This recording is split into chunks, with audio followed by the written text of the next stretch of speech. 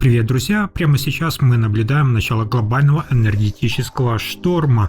Атаки на крупнейшее в мире газовое месторождение Южный Парс и ключевые объекты в Катаре привели к тому, чего все так боялись – резкому и неконтролируемому взлету цен на газ. На европейских хабах котировки уже подскочили на 35%, превысив отметку в 100 евро за мегаватт-час. И судя по всему, это только начало. Причина паники на рынках – это удар Ирана по катарскому промышленному городу Рас-Лафан. В результате ракетной атаки были серьезно повреждены установки по производству сжиженного природного газа СПГ, которые обеспечивают почти пятую часть мировых поставок. Компания Qatar Energy уже предупредила, на восстановление мощностей может уйти до 5 лет, а ежегодные потери составят около 20 миллиардов долларов.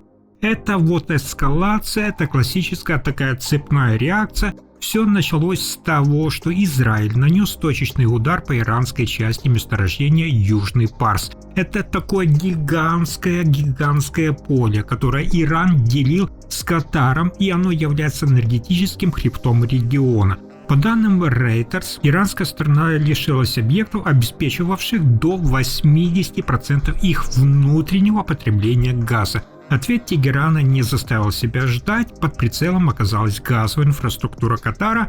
Теперь в игру вступает Дональд Трамп. Президент Соединенных Штатов Америки уже выступил с жестким заявлением в своей соцсети Truth Social. Если атаки на катарские СПГ продолжатся, Соединенные Штаты готовы применить масштабные ответные меры против иранской газовой инфраструктуры. По сути, мы на пороге ситуации, когда одна из сторон может серьезно нарушить поставки газа во всем регионе, что и спровоцирует мировой дефицит топлива. В этой эскалации есть один по-настоящему тревожный момент. Конфликт сегодня окончательно сместился в сторону энергетической инфраструктуры. Теперь под прицелом оказываются не только военные объекты, но и энергетический хребет планеты. Иран нанес серию ударов по промышленному гиганту Рас-Лафан. Чтобы вы понимали масштаб, еще раз скажу, это крупнейший в мире экспортный терминал СПГ – сжиженного природного газа. По спутниковым снимкам видно, что ракеты поразили критические узлы, установки по сжижению газа Катаргаз, повреждены крупные криогенные танки и компрессорные станции. Проблема в том, что такое оборудование – это штучные решения, которые заказываются годами у таких компаний, как Air Products или Linde. Прямо сейчас поставки из Катара через Ормузский пролив практически остановлены. Тегеран расширил географию ударов, затронул не только Катар, но и терминалы в Фуджейре в Эмиратах, а также танкеры класса Q-Max, способные, кстати, перевозить колоссальные объемы газа. Представитель МИД Катара Маджид Аль-Ансари уже выступил с экспертным заявлением. Он подчеркнул, энергетика стала заложником политического противостояния. Это больше не локальный конфликт, а ситуация, которая может привести к серьезным перебоям поставок для Европы и Азии. Почему Южный Парс – это точка невозврата? Для Ирана это месторождение, как я сказал, ключевой источник газа. Южный Парс обеспечивает около 70% внутреннего потребления страны. После удара по части инфраструктуры Тегеран оказался перед риском серьезных перебоев в энергоснабжении. В ответ были нанесены удары по катарской части того же месторождения. То есть мировая экономика сейчас находится в зоне повышенной неопределенности. Напомню, Катар один из ключевых поставщиков газа. Если Рас-Лафан будет выведен из работы даже на несколько месяцев, это может привести к дефициту, сопоставимому с крупнейшими энергетическими кризисами прошлого. Поставки сжиженного природного газа СПГ в Великобританию, Германию и Японию уже под угрозой срыва, а страховые премии за проход судов в заливе выросли в разы за короткое время. К атакам на месторождение добавился еще один критический фактор, который аналитики уже называют Ормузским синдромом. Ситуация в Ормузском проливе стремительно обостряется. Это узкое горлышко с шириной всего лишь 33 км в самом узком месте сейчас превратилось в зону повышенной напряженности. По данным мониторинговых сервисов, таких как Marine Traffic, движение танкеров класса VLCC, перевозящих миллионы баррелей нефти, практически остановлено из-за атак беспилотников и ракетных ударов. Маршрут, через который проходит более 20% мирового потребления нефти и треть всего сжиженного газа, официально признан зоной высокого риска. Страховые компании, включая лондонский Lloyds, подняли военные надбавки до крайне высоких уровней, что делает фрахт судов чрезвычайно дорогим. Свежий обзор, проведенный Венским институтом анализа цепочек поставок Supply Chain Intelligence Institute совместно с учеными из Делфта, рисует крайне напряженную картину для всей Европы. Оказывается, европейские страны связаны с этим регионом гораздо теснее, чем кажется. В красной зоне риска оказались Великобритания, Бельгия и особенно Италия. Итальянская промышленность критически зависит от катарского газа, и любые перебои в поставках через пролив мгновенно отражаются на экономике. Германия и Франция на бумаге выглядят более защищенными благодаря диверсификации, но это лишь частичная устойчивость. Согласно исследованию, ежегодный импорт Берлина и стран Персидского залива составляет около 5 миллиардов 700 миллионов долларов. Но проблема не только в деньгах, а в компонентах. Если перебои в работе пролива затянутся более чем на 4 недели, глобальные цепочки поставок от нефтехимии до автомобильных запчастей начнут давать серьезные сбои. Для немецкого автопрома, например, это означает риск дефицита полимеров и специальных масел, которые производятся именно в этом регионе.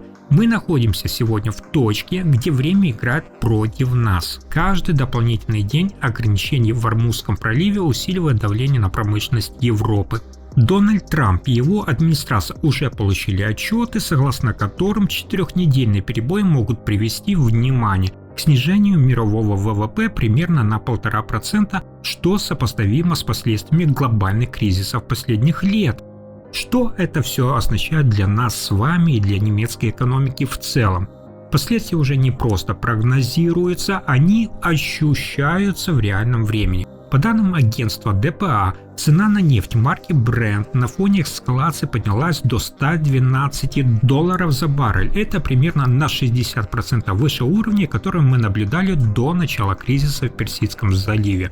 Для Германии это серьезное давление на экономику, рост нефтяных котировок быстро отражается на ценах. На заправках, вы сами видите, бензин и дизель уже обновляют максимальное значение, но еще более чувствительно остается ситуация с газом. Повышение оптовых цен может увеличить счета за отопление и электричество для нас с вами, для домохозяйства, а также усилить нагрузку на энергоемкие отрасли, то есть химическую промышленность и сталелитейное производство. Мы можем столкнуться с новой волной инфляции, так как бизнес будет вынужден учитывать эти расходы в конечных ценах от продуктов питания до бытовой химии. Но есть и менее очевидный риск, о котором говорят эксперты. Катар обеспечивает около трети мировых поставок гелия, который критически важен для охлаждения в производстве микросхем. Если Рошалафан надолго сократит работу, это может вызвать серьезные сбои в полупроводниковой индустрии. Для немецкого автопрома, который только начал восстанавливаться после прошлых кризисов, это означает риск новых остановок конвейеров. Эксперты предупреждают, даже при быстрой стабилизации ситуации энергетические рынки могут оставаться нестабильными месяцами из-за дорогого и длительного восстановления инфраструктуры. Фондовый рынок также реагирует на это крайне чувствительно. Андреас Липков, главный аналитик CMC Markets, прогнозирует продолжительное снижение. Немецкий индекс DAX уже отрывается с разрывом вниз и, по оценкам аналитика, может протестировать уровень около 22 700 пунктов в ближайшее время. Мы наблюдаем не просто такие колебания, а серьезную переоценку рисков для всей немецкой экономики. Друзья, мы входим с вами в зону классического энергетического шока, но в гораздо более напряженных условиях, чем раньше. Самая большая тревога сейчас связана именно с тем, что у центральных банков и прежде всего у ЕЦБ практически не осталось места для маневров. Рост цен на энергоносители с высочайшей скоростью подпитывает инфляцию, которая в еврозоне уже подбирается к отметке в 6,5%. Обычно в таких ситуациях банки снижают процентные ставки, чтобы поддержать бизнес, но сейчас это затруднительно. Напротив, инвесторы на бирже во Франкфурте на Майне серьезно учитывают сценарий стагнации. То есть, когда цены растут, производство замедляется, а процентные ставки остаются высокими. Для среднего бизнеса в Германии это создает серьезные сложности, так как кредиты становятся менее доступными именно тогда, когда расходы на энергию продолжают расти.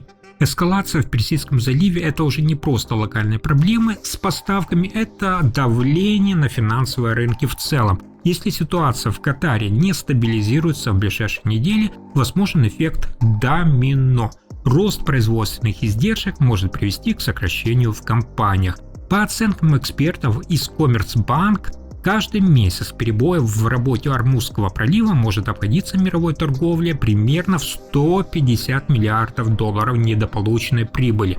Решающим здесь фактором остается цепная реакция, о которой я говорил ранее. Если перебои в инфраструктуре продолжатся и Катар официально объявит о форс-мажоре по контрактам на СПГ, сжиженный природный газ, глобальный рынок может перейти в новую фазу нестабильности. Германия окажется в ситуации, когда даже заполненные хранилища не смогут полностью компенсировать возможный дефицит сырья для химии и металлургии. Мы находимся в той точке, где дальнейшее развитие событий будет напрямую влиять на экономику Европы и работу немецких предприятий.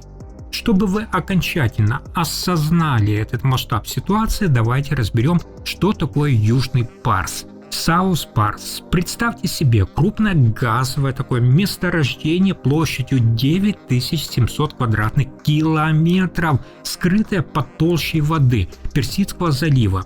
Иран и Катар делят это месторождение между собой. Иранская часть – это Южный Парс, занимающий около трети этой территории, в то время как катарская сторона известна как Северный купол или Северное месторождение. Цифры здесь действительно впечатляют. По оценкам экспертов, запасы составляют от 14 до 51 триллиона кубических метров природного газа. По данным Международного энергетического агентства IEA, Южный Парс играет ключевую роль для энергетической системы Ирана. Отдельно стоит учитывать и влияние на Ирак. Багдад зависит от иранских поставок, значительная часть газа и электроэнергии в стране обеспечивается за счет этого импорта.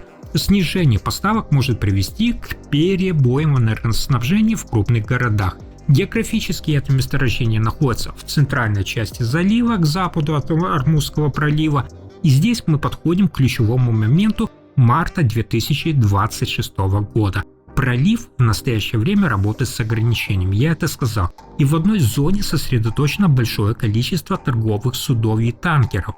А я напомню, через это направление проходит около 20% мировой нефти и значительная часть сжиженного газа. Ограничения в работе вот этого пролива в сочетании с напряженной ситуацией в регионе создают серьезное давление на мировых рынках. Я продолжаю с вами следить за развитием событий, потому что ситуация в Персидском заливе напрямую влияет на цены и экономику Европы. На этом у меня все. Берегите себя и свои ресурсы. Спасибо за просмотр.